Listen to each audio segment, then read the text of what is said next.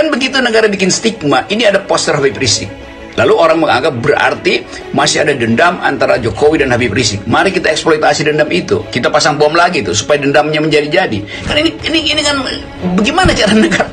Jadi negara nggak punya ilmu, nggak punya semacam manual kemanusiaan untuk mengakrabkan bangsa ini. Nah ini keadaan yang bakal berlanjut bersamaan dengan sidangnya Habib Rizik. Jadi orang tetap hubungkan bahwa stigma itu dimaksudkan untuk memungkinkan Habib Rizik itu dijerat oleh delik. Kan itu yang sedang dibangun. Itu bahayanya dari orang yang tidak berpikir itu. Ya. Jadi selain poster juga hal yang disebut di dalam adagium kriminalitas, tidak ada kejahatan yang sempurna tuh. Selalu ada jejak tuh. Nah, menghilangkan jejak juga menimbulkan jejak baru tuh. Demikian seterusnya tuh. Dalam teori semiotik begitu. Menghapus jejak artinya membuat jejak itu. Jadi kelihatannya permainan opini publik tidak bisa lagi dikendalikan, sehingga harus dicari semacam bab 2 dari cara berpikir Hercule Poirot, yaitu melenyapkan barang bukti dengan sekaligus melenyapkan pelaku itu. Tetapi itu nanti akan bersambung, sebab begitu dilenyapkan barang buktinya, orang menganggap bahwa pelenyapan itu adalah bukti baru tentang pelenyapan. Jadi cara berpikir semacam ini yang sebetulnya kita tahu dari awal, karena peristiwa ini hendak dialihkan isunya menjadi isu seolah bukan isu penguntitan, tapi isu penghadangan. Bahkan dianggap sebagai upaya dari FPI untuk menghadang pekerjaan pengintaian itu. Jadi dari awal frame-nya udah kacau. Dan itu yang menyebabkan jejaknya makin lama makin terbuka. Nah, kesulitan pemerintah sekarang adalah menunggu hasil sidang Habib Rizik sambil mencicil proses penutupan kasus di kilometer 50 tuh. Sebab kalau dia terbuka sementara Habib Rizik masih di sidang, itu berantakan seluruh skenario kekuasaan. Jadi kita menunggu Hercule Poirot membongkar kasus ini.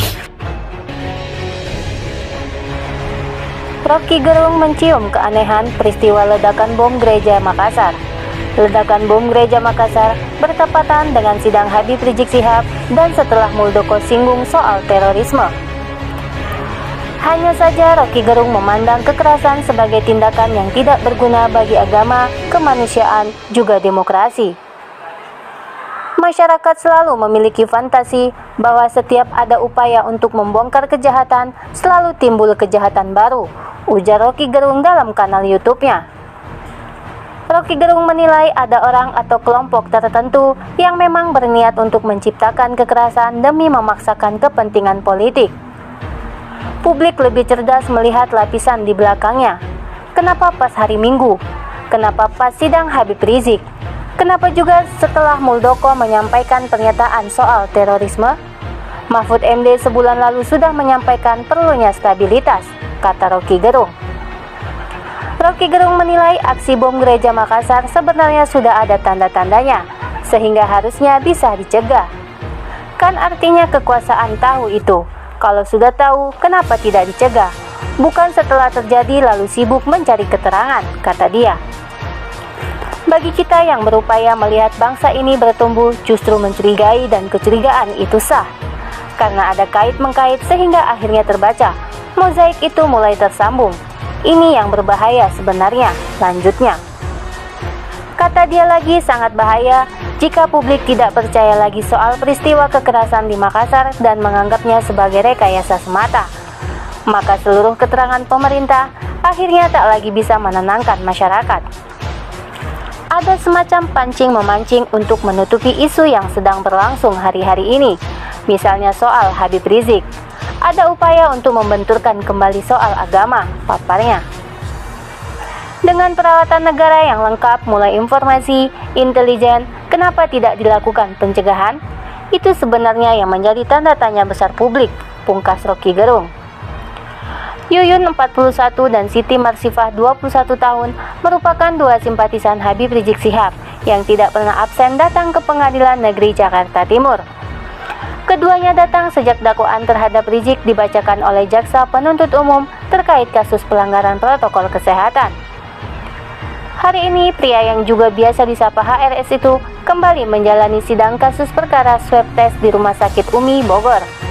Adapun agendanya adalah mendengarkan pendapat jaksa atas eksepsi terdakwa. Yuyun mengungkapkan alasannya mengapa selalu datang di Pengadilan Negeri Jakarta Timur meskipun tidak boleh masuk ke ruang sidang. Menurutnya, dengan selalu hadir di lokasi persidangan, malaikat akan mencatat kebaikannya. Pengen dicatat malaikat rokib, ada Atib. Kalau kami di sini menjadi salah satu pendukung Habib Rizik yang rela datang meluangkan waktu, tenaga, materi, dan kesempatan karena ingin dicatat dalam pahala, kata Yuyun di lokasi Rabu 31 Maret 2021. Kepada wartawan, Yuyun mengaku tidak ingin membuat rusuh. Atas dasar itu, dia dan Siti selalu hadir setiap persidangan berlangsung. Tidak lebih dari itu, tidak ingin bikin kerusuhan atau apa, tidak ada. Setiap sidang dari awal sidang agenda dakwaan. Mungkin kalian sering lihat kami, sambung Yuyun.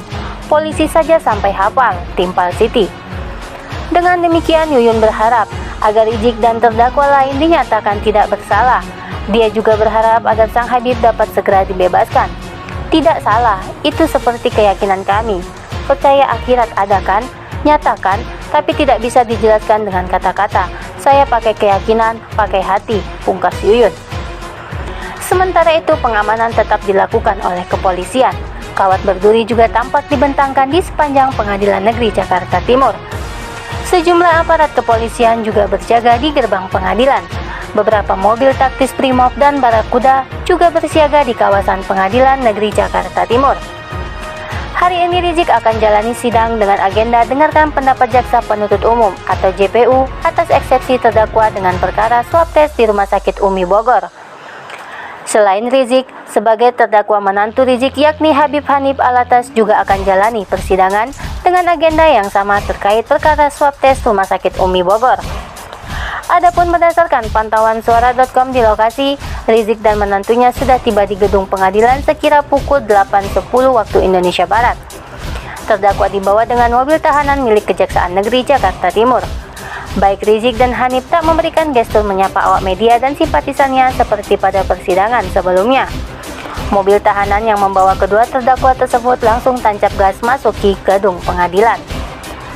Sementara itu, pengamanan aparat kepolisian hingga TNI tampak masih ketat terlihat. Pintu masuk gedung pengadilan masih tampak dijaga dengan penjagaan berlapis. Dalam kasus swab test Rumah Sakit Umi, Habib Rizik Syihab didakwa dianggap telah menyebarkan berita bohong atau hoax yang menyebabkan keonaran soal kondisi kesehatannya yang terpapar COVID-19 saat berada di Rumah Sakit Umi Bogor.